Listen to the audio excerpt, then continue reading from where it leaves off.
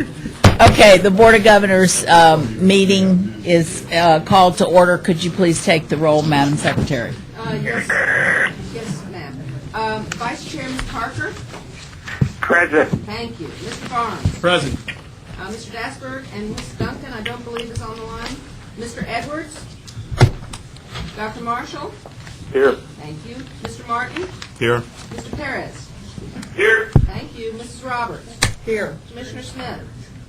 Here. Thank you. Dr. Solano? Here. Mr. Stavros? Here. Mr. Temple? Mr. Tripp? Here. Thank you. Dr. Zachariah? Madam Chair, you have a quorum. Thank you.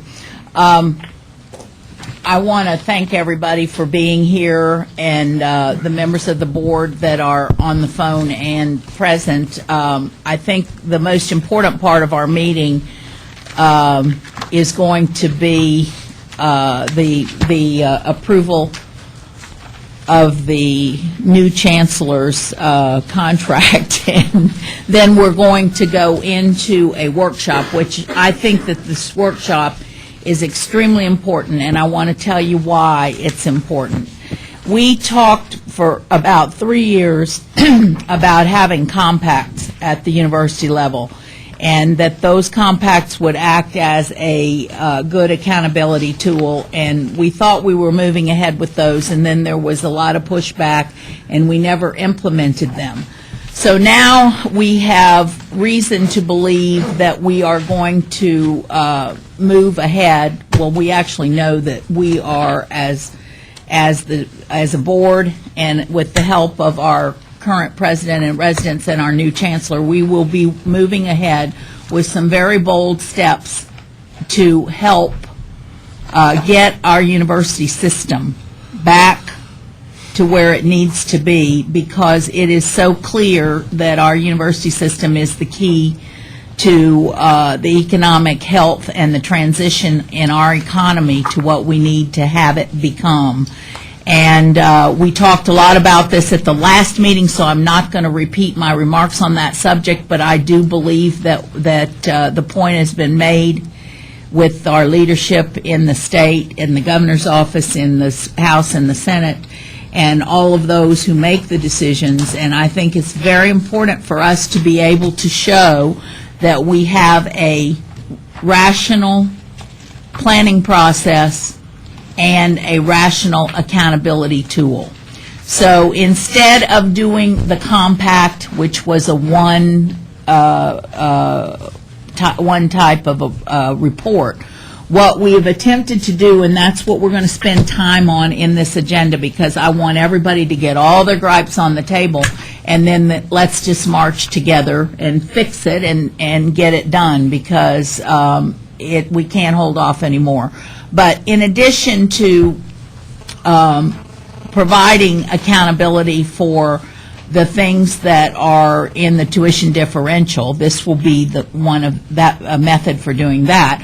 We have attempted to accumulate every single accountability report that the university is supposed to submit to anybody, whether it's a federal one or a state one or a board mandated one or just whatever, and put them all in this one place. And then we will go back to the legislature, if we can adopt this, and ask them to repeal a lot of those requirements and have this stand as the way we report all of those things at a particular point, at a particular time every year, and we'll just have to figure out what that is.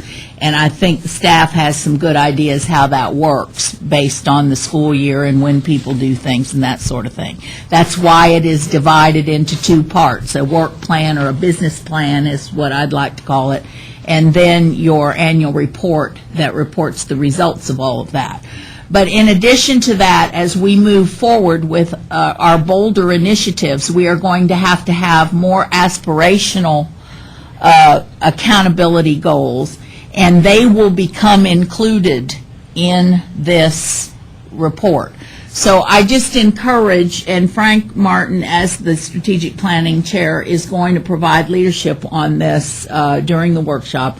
I very much encourage everybody to take this seriously and to recognize that it is going to happen, and it's going to happen soon. So we ought to just get out all of our gripes and let's move on. I was able to do a little quid pro quo with Ralph Wilcox, the provost at USF. He was asking me for some minor little thing, which I was happy to give him. But I asked him, okay, if I'm able to do this, would you be a guinea pig and take one of these and let's go through it. And so they're going to show you that this isn't going to be all that difficult to do, hopefully.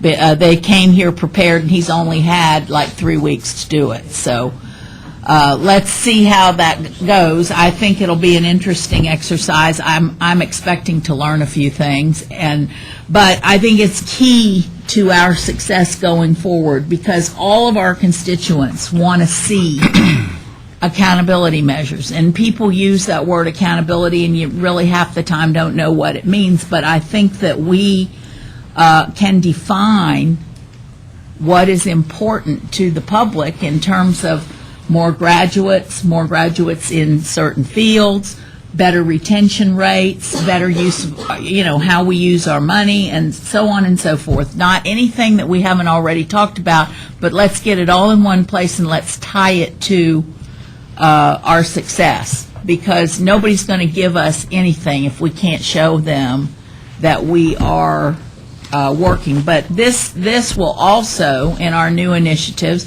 we will be looking at how much more outside dollars can we bring in, whether it's NIH, NSF, private grants, and so on. How many new world-class scholars or people of that type are we bringing in? How many more spin-off businesses? Many more patents? And, all that kind of thing is going to become very important if we are successful in this bold, difficult initiative in a time when there's very little money. So I just hope everybody can see beyond, what a pill this is to do, to this is very important to our future success and getting us back to and enhancing us into a world-class system. So anyway, that's my lecture for the day, but moving right along, I want to thank everybody that's on the phone, and 3 of our members particularly are experiencing some medical issues, and they 2 of them are able to be on the phone. Ava Parker, who, congratulations to her for having these beautiful twins, and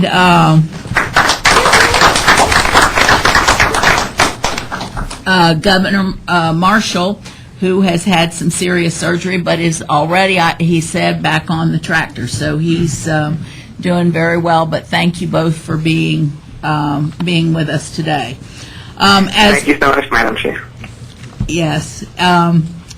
As we talked at our June meeting, we had good results in the session. We want to do better. We have not been idle. I just alluded to that this summer. We've been, President Delaney and staff and I, and now President Brogan, have been working with various people in leadership positions across the state, and Governor Roberts has been helping as well. And we're exploring ways to press forward this agenda to bring us into the 21st century and to be the driving force for Florida's economy, and we're very serious about this. So it's very important. The Council of 100, the Florida Chamber, Workforce Florida, Enterprise Florida, all those folks are on board with us in terms of what we're trying to do, and hopefully we will succeed. I'm very confident. But we've also been through a lot of important transitions right in our own system, and in the last 6 months. And the first thing that I want to just reiterate is that less than 3 weeks ago, the board concluded a lengthy search for a new chancellor. I want to again thank Carolyn Roberts and the members of the search committee for the tireless efforts that they went through. The committee was well served by our consultant, Bill Funk, who is a consummate professional and a very well-connected person. He did a great job. He brought us 3 outstanding candidates. The committee added a 4th. But by the time the interviews came, the committee had 2 candidates to interview. Both Rod Chu, who is the former chancellor of the Ohio system, and Frank Brogan had excellent interviews. The committee felt that Frank, though, brought immediate credentials to the table so he could hit the ground running. And so Frank was unanimously chosen, and I am delighted that he will become our new chancellor on September the 14th will be his start date.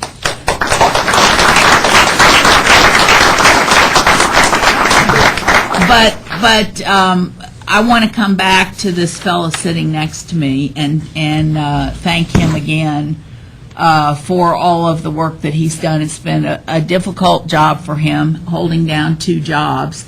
And so since he's sitting next to me, I'm not going to go to the podium.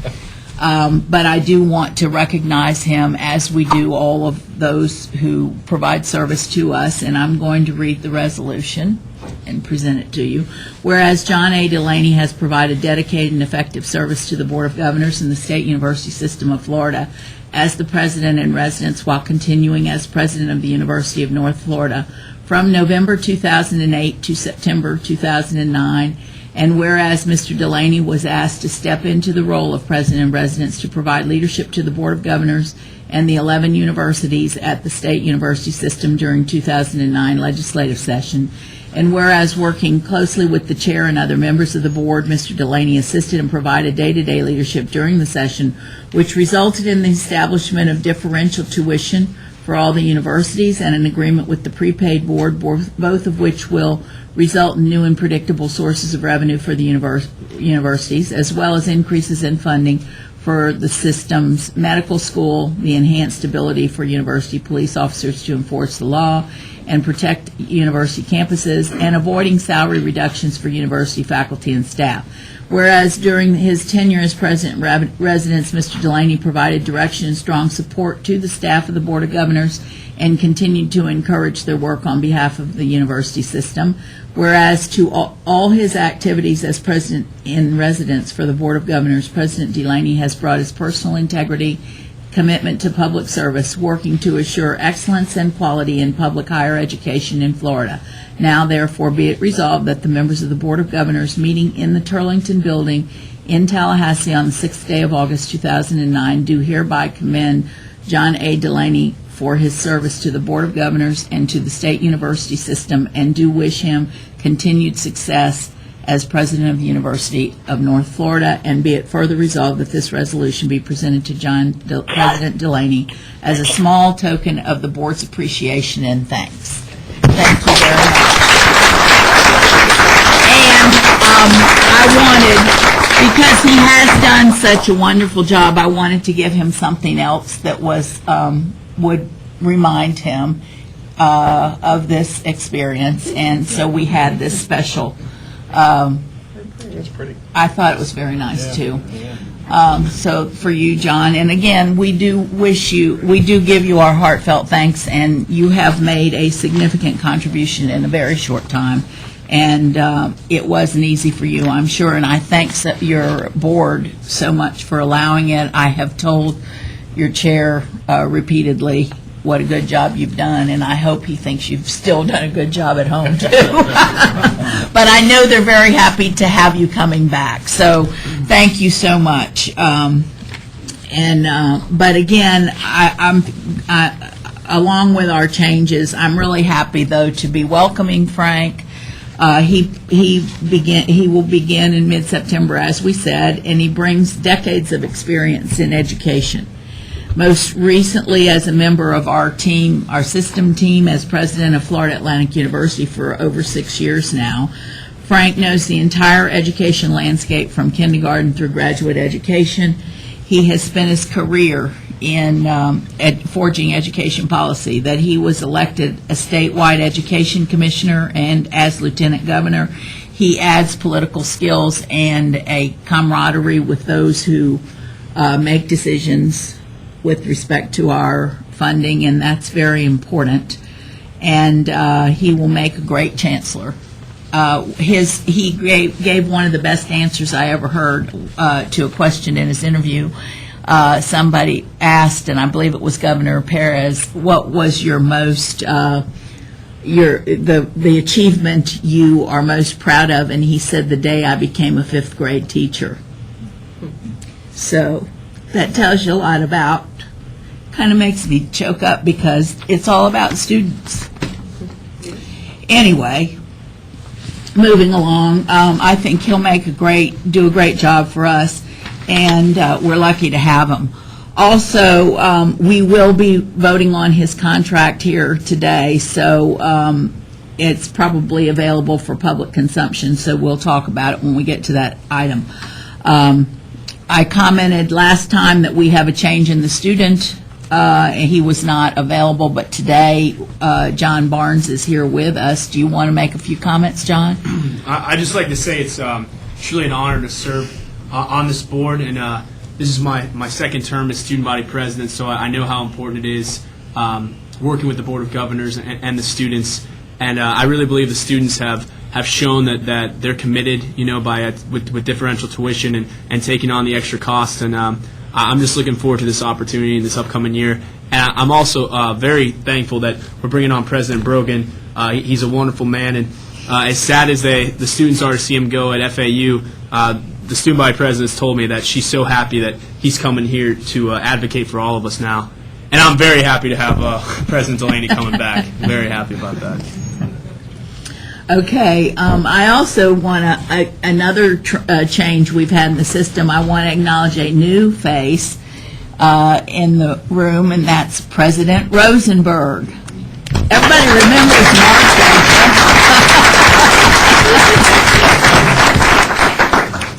So I know that Mark is very happy to have been able to take on the position as president. I think it's been something he's aspired to for all those 30-some years, and it's not very often that we achieve what we aspire to. So congratulations to you. We will miss President Medique, big shoes to fill. And so, again, I had an opportunity yesterday to spend some time with President Wetherill. I don't think he's here today, but last time I made some remarks. He has done a wonderful job for FSU and has been a great part of the system, keeping us on our toes, as we know. But I think he has a lot that he can offer to us as a helper, and I think he's willing to do that. And so I'm very grateful for all the things that he's done, not just for the university system, for the community college system, for the ICUF institutions. He's led those, and he's been a major as a Speaker of the House. So he has contributed his whole adult life pretty much to public service and in the education field. So we should be very grateful to have people like that in the system. So we had 2 new medical schools open this week. John Hitt, you want to tell us, you had your opening already. You want to tell us about that? Well, we had, if you've been in the Pegasus Ballroom, it seats 800 to 1,000, and it was full. I was delighted to welcome a class of 41, very diverse, very able students. It was a very moving ceremony in which they each received a white coat and a free little exercise with our dean, Deborah German. It brought the donors and the scholarships that each student received together with their students, and the donors actually presented the white coat. Oh, that's great. That's a neat idea. I think the level of involvement that has sparked in our community is just outstanding, and really bodes well for the future of our relationships in the community and for the medical college. So it was a great day to be a UCF Knight, and we're very proud to have our medical school actually in session, underway, after all of these years of work. Thank you. That's great. Mark, I think yours is open, but your formal ceremony is tomorrow, so Yes. How did the opening day, I mean, yours is inactive going too. We did have a small ceremony on Monday welcoming 43 students, including a student who recently, just 5 years ago, migrated from Cuba and had taken 2 years of medical school in Cuba, and then came and got a bachelor's degree at FIU and performed very well on the MCATs, and now is one of our students. She's as committed to preventive health and primary care as the other 42 students are, which is the theme and thrust of FIU's medical school. Very diverse group. That first day, they were in North Miami in the neighborhoods already, beginning to work in the clinics where their first-year experience will take them. It's going to be a unique opportunity for us to demonstrate how we're going to close a lot of the health disparities in greater South Florida. So I was thrilled, and fortunately, President Medique was able to open that small ceremony when the 43 introduced themselves to our community. So that he was thrilled great, as well. that President Medique was able to be there, and then you took over, and Yes.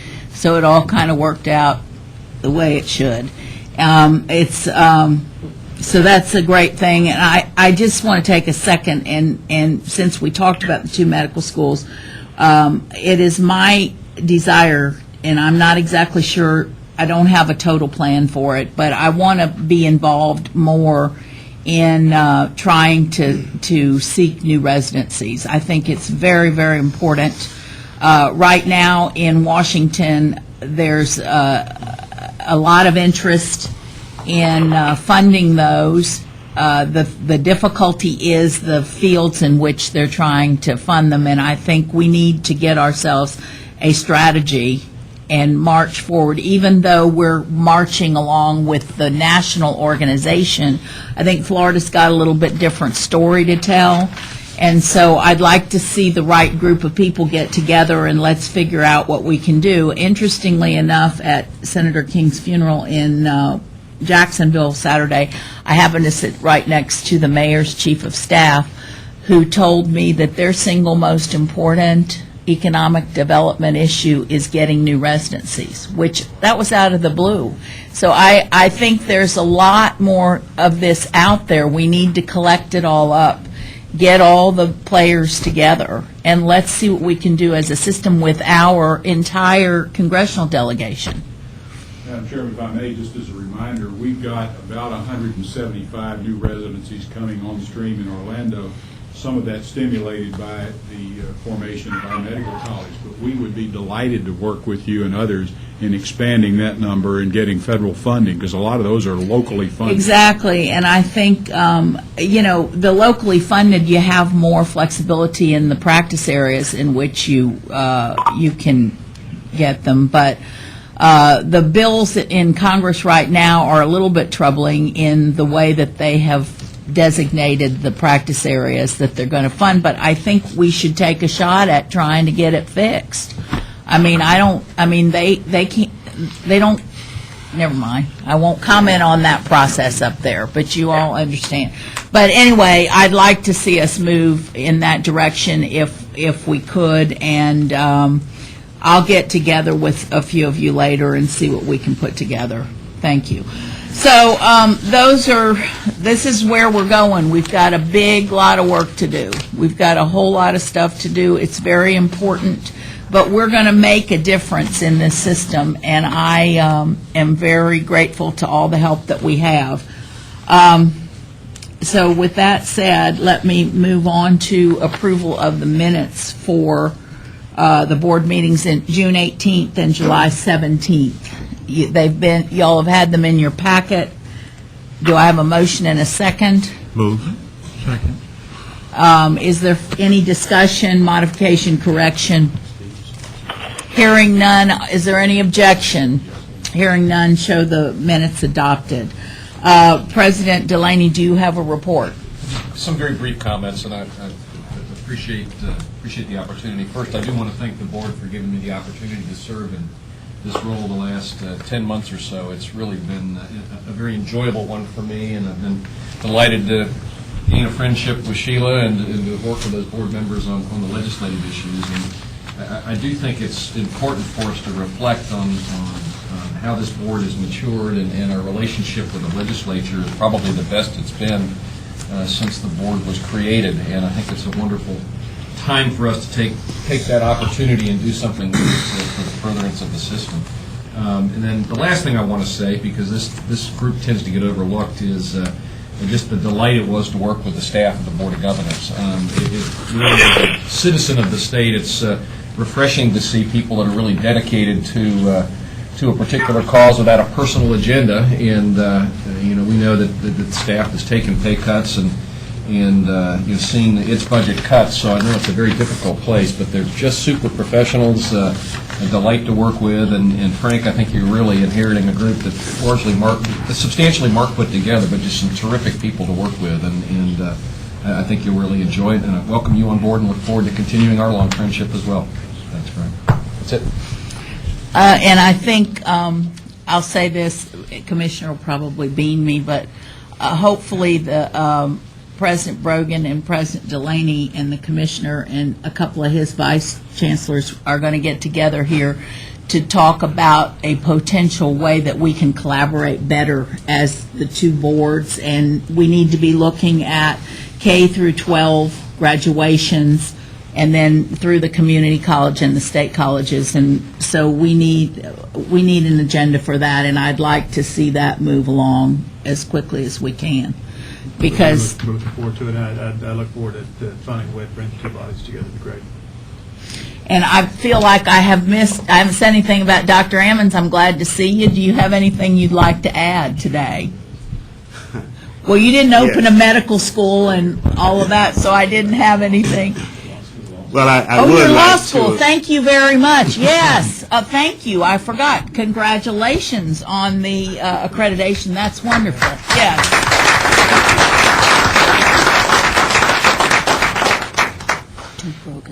We think, Madam Chair and members of the board and colleagues here, that this was a signal achievement for the university.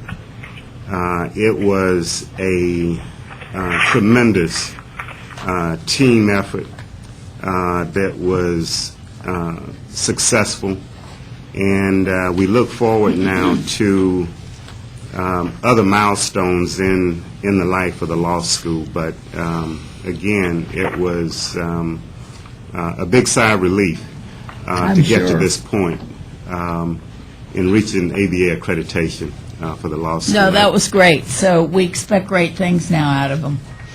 Okay, moving right along, I want to now take up the agenda item to approve the contract for the new Chancellor, Frank Brogan.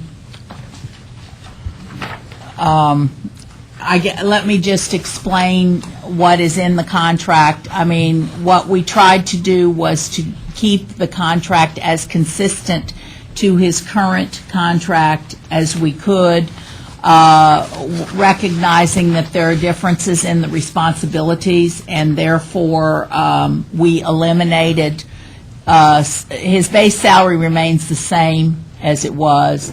There's an insurance policy, a life insurance policy, and long-term disability policy that remains the same, and an automobile lease that we have assumed, and we will revisit that when that's over and probably be able to get, because of the change in location, something for less money. And insurance also, but by and large, it's the same as he has today. But because he was given free housing with no tax effect, we've given him a housing allowance. Dr. Rosenberg it's very similar to what Mark had, but he did not have free housing, so this one is a little more generous because of what he's giving up. And but we eliminated bonus opportunity, and we eliminated 1 year of severance in the event that he were terminated not for cause. And so overall, the dollar value is less, but we worked on it, and I think both of us believe it to be fair. And you concur. So is there any, well, he was shaking his head. I didn't know if you could hear him. He's shaking his head in the affirmative. I move approval. Please. Second, please. All right, is there any discussion? All right, so many as approve the contract, say aye. Aye. Those opposed? All right, congratulations.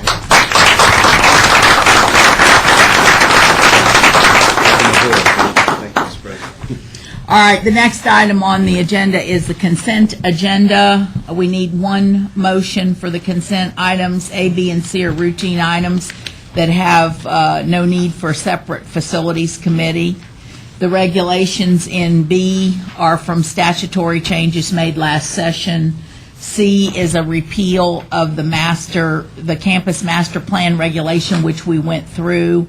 D and E are the regulations that were noticed in June, and there have been no comments, and they're now on the agenda for final approval. Can I have one motion to approve all of these? Motion to approve all. Second? I'll second that, please. Is there any objection? All right, hearing none, show the consent agenda passed. Okay, the next item.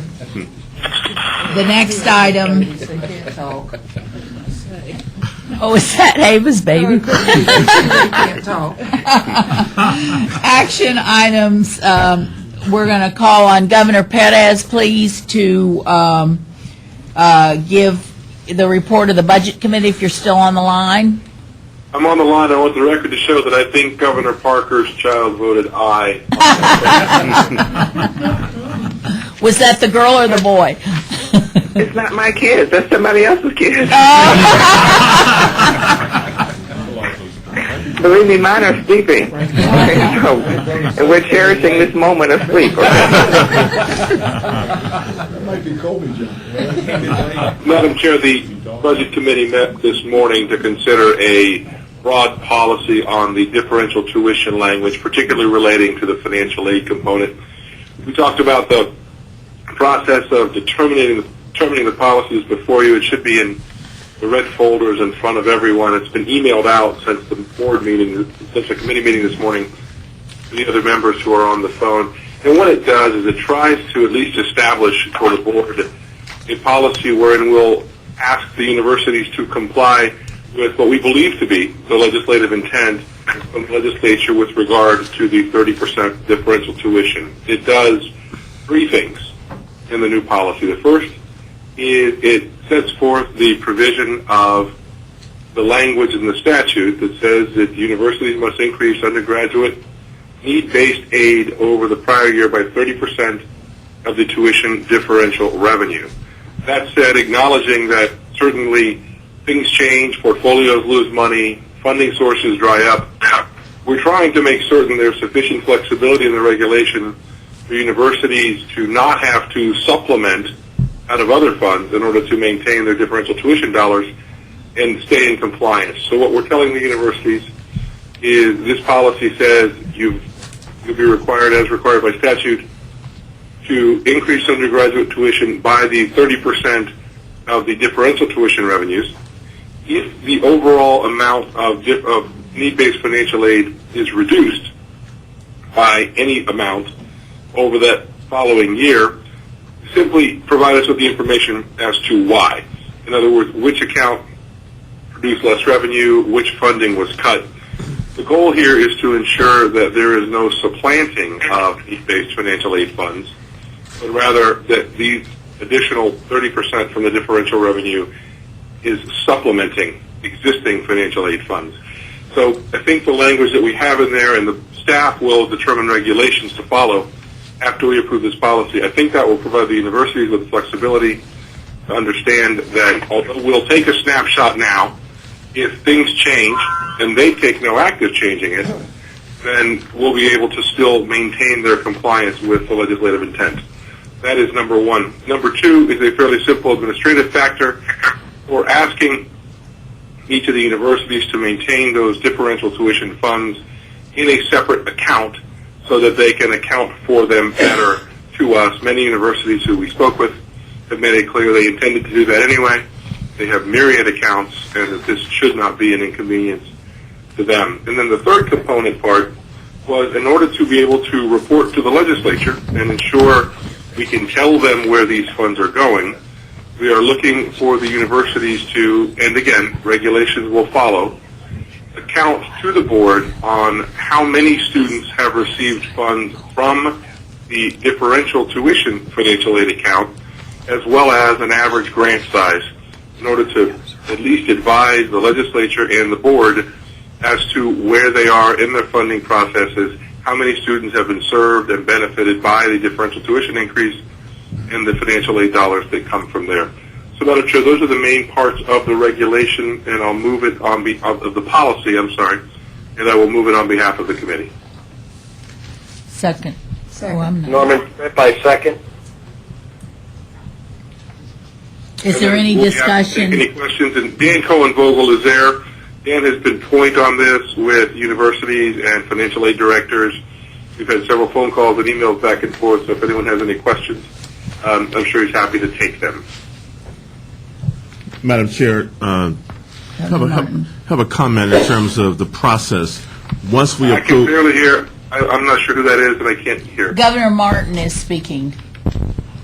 Tico, in terms of the process, once we approve the policy today, it will then be finalized and sent back out to the board for full review, and then there will be separate regulations that will also be developed as well. Is that correct? Frank, we're in process now of working with the financial aid offices and the universities, and Dan can expand if need be. But once we adopt this policy, we'll then go back and create regulations and reporting systems, and we'll bring those back to the board at our next meeting. Okay. In terms of the policy, I think we all need to make sure that the policy will read the way that we want it to read. So I would ask that we have an opportunity to review the policy in detail once it's been finalized, just for wordsmithing, make sure that it has the intent, our intent, and especially, Tico, in terms of your concern in regards to the number of students. I don't think we want to hamstring universities and identify caps, and I'm sure universities like to maximize the number of students that will be available to use the program, and they will be reporting on that, but I just think that we need to make sure that the wording is correct. Do you have any issue with that, Tico? I have no issue with that. I mean, I think if we adopt the broad policy here, we can wordsmith the final policy together with the regulations and bring them back to the next meeting, Governor. I think that's a great idea. Okay. Thank you. Okay. Do you have nothing else, do you, Tico? No, Madam Chair, this is our only agenda item. Okay. Governor Martin, you have 2 items from your committee. Can we have a vote? Oh, I'm sorry. I thought we had voted on that. Excuse me. So many as favor the motion, say aye. Aye. Opposed? Okay, show it adopted. I apologize. Thank you, Madam Chair. Governor Martin. There were 2 items that were considered at our committee meeting earlier today. The first is a limited access program for Florida State University for a Bachelor of Science in Sports Management. I would like to ask approval for that. So moved. Second. Any discussion on the motion? Hearing none, show it adopted without objection. The second item, the committee recommends approval of the Small Business Development Center, which is hosted by University of West Florida, as the state's first entity to receive this State of Florida Center status. There are 6 universities that are overall participating in the program, but it's currently being hosted by University of West Florida. So we ask this program also be approved. Is there any discussion or objection? Hearing none, show it adopted without objection. Okay. I think that's all that we have to come before the board. Is there any member of the board that has anything they would like to bring to our attention, Governor Roberts? This is very important. I've done research on this particular issue. I believe Ava's babies are the first babies ever born. Was your baby born when you were on the Board of Regents? No, you were president. You were at FAU, but this, I'm correct. He was the first baby of president. But on a governing board of the university system, these are our first babies, and we have 2 babies. And I'd like for Bailey and Parker to be in our minutes to show that they're our official babies of the Board of Governors of the university system. Then they're being very nice today, aren't they, Governor Parker? They're being very nice. Yes, thank you very much. But they're definitely present. They're just being quiet, so we appreciate that. That won't last long. No, enjoy it. Governor Stavros. Madam Chair, I'm going to reiterate some comments that were made today because I think it's very important. I like what you're doing with your compact. We're trying to get everyone together. We have outstanding university presidents. I'm proud of the members of the Board of Governors because many of them have their profession, plus they give so much time to the university system. The leadership we've had with the prior chair, Carolyn Roberts, and now with you, Governor McDevitt. This is an outstanding group. I would like somehow, and I ask this because when you have someone who's a president of the university like John Delaney take on what he did this past year, this is a tremendous group. We've got to get this message across to the legislature. I know we're better off now than we've ever been. That's correct. But I'd like to emphasize to Frank Brogan in your new position, we must get together with leadership and the legislature. Let them know what we're trying to do with the great university system that we have in the state of Florida, how the future, the economic development of the state rests with these universities. And I just think it's a key thing we've got to do. You want to call it PR, we've got to communicate this message, and we've got to get together with them. I think that's critically important, and I wanted to make that thank comment. you. I think we're doing everything that we can do to get that across, and when Frank comes on board, we'll do a few more formal things with editorial boards and that sort of thing to kind of bring everybody up to speed on where we stand and what what our role is and how it interacts with everybody else. We've had great faculty And representatives. we assume that all the presidents say great things about us also. That's right. I agree. We also had great student representatives. We do. We have. Really, these We've are been outstanding lucky. young people, and I'm proud to be saying And this. faculty reps. We've That's been right. very lucky. Thank you. Well, thank you so much for those comments. Anything more? Okay, we're a little bit behind, but I don't want anybody out there from, Brad, do you want to say anything about what's going on at your place? Now, we've got to be brief. There are excellent things going on at our place. We have tremendous growth, and we appreciate the support that we've gotten from the Board of Governors and certainly the legislature in this last session. We're growing. We're not just surviving, we're thriving, and it's because of those efforts that we're able to be the kind of regional, comprehensive university that Southwest Florida expects and deserves. Okay, Judy? Well, we broke ground on, University of West Florida broke ground on a new dormitory, and it's, if we can deal with the endangered species that was just found on the building site, we'll be okay. The gopher tortoise is in the way. But you ought to be expert enough as an excavator Yes. to be able to No, figure no, out how to deal with It has nothing to do with excavation, Madam Chair. Depends on how you look at it. That's right. We just hired just a great basketball coach, going to turn our basketball team around. We are thriving and growing too, and really are enjoying meeting our region's needs in a bigger and better way. Okay, great. Joe, do you want to say anything for UF? I'll just mention that we are in the midst of 2 buildings, a graduate school of graduate school of business, and a new Asian art wing for the Harr Museum. And we have just inaugurated the largest optical telescope in the world in partnership with Spain and Mexico on the island of La Palma in the Canary Islands. This And is what a- are you going to do with it?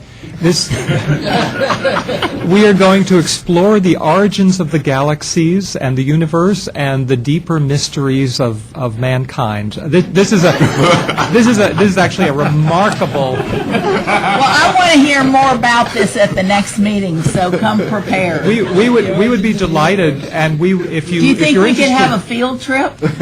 I just completed one. The telescope was inaugurated by the King and Queen of Spain. Oh, wow. It's a $100 million instrument. It's a really remarkable thing. So I'd be happy to bring an astronomer or two who will show you some nice pictures and tell you about what we do on there. Well, I think we should learn about it. That is pretty interesting. Okay, thank you. Who is there somebody here from FSU that wants to pipe up? No? Yes. Bob Bradley from Florida State University. Well, we've got a number of things going too, like other folks. We're completing our new continuing education building. That'll be done in a couple of months. We're about halfway through the renovation of our performance hall in Westcott, and we have the renovation of the largest building on campus other than the University Center is underway, the Johnson Building. So those are all. What is it going to be? There's going to be a whole series of things in there, ranging from help labs to facilities for. So it's like an ancillary student building? Well, it's that building right, where the Swanee Arcade used to be. Yeah. Right now we have some counseling in there. We're going to expand the counseling, and we're going to beef up all the various help labs. That's one. And then we've got some labs for the folks over in human sciences, ranging from nutrition to fashion design. Okay, so there's great. a number of exciting things going on campus as well. Great. Ralph, you want to say for USF? Yes, Madam Chair, very briefly. We're getting ready for summer commencement this Saturday, and the excitement that goes along with that. Like everyone else in the SUS system, we're seeking to manage our enrollment. Enrollment is the highest ever at USF this summer, but as we all recognize, balancing access and quality continues to be a big challenge for us. Next week, we will open the largest residence hall on our campus, a 1,000-bed Juniper Hall. It's full, actually overflowing, and we've broken ground this summer on both the Patel Center for Global Solutions and our new and largest building on campus, interdisciplinary science research and teaching facilities. So things are moving right along at USF. Thank you. Is there anybody here from New College? Yes, Madam Chair. Charlene Callahan from New College. I can report that we're getting ready to welcome for us, what is for us a very large incoming freshman class, probably 225 students of very high quality. That is fairly large. Yes, it is. For 700. Yes. And we are about to break ground this fall. We're excited about our first building devoted to academic classroom space, and that should be occurring in November. So we're growing as much as we can. Great. Now, who have I missed besides? Florida Atlantic. Oh, Florida Atlantic. The two of you, yes, okay, right. What would you like to say? Well, it will be, Madam Chair. The last time I addressed you as in this capacity as President of Florida Atlantic University, we just completed our summer commencement and walked some 1,600 students in 3 ceremonies this past week, my final as president, and so they were even more special than typical, and they are extraordinarily special at any time. We are going to take in about 2,700 FTICs for the fall semester, but we're excited about the fact that we had 13,000 applications for those 2,700 slots, which is a significant record for us. And the ACT, SAT, and GPAs of those students are increasing exponentially as well, so the quality of student that we're taking in continues to go up. Construction everywhere at Florida Atlantic, so we can continue to keep up with the access issues, and we're looking for a great year coming up. Dr. John Pritchett is our university provost, and our Board of Trustees has named him unanimously as the incoming interim president of Florida Atlantic. Once my contract there ends on the 13th, he will begin there on the 14th. A personal note, very quickly, I want to thank Chairwoman McDevitt for her oversight of the search process and the negotiations. When I said to the interview committee that I wasn't doing this to make money, she took me at my word. And I thank you for approval of the contract, which made certain that that was indeed codified. Madam Chair, this is Norman Tripp. We can't hear anything.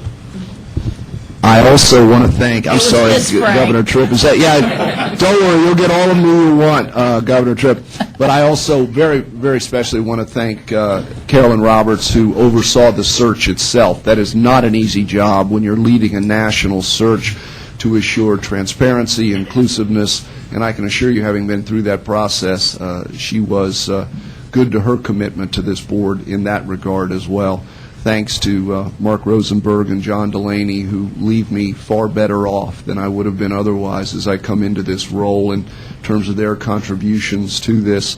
And I look forward to working with all of you. Real quickly, as I told the interview committee, and it's funny because the chairwoman went down this litany today, for the years to come, it's about predictable funding and accountability. It's about working with governance and working with our K-12 partners, our college and state college partners, the business community, and so many others.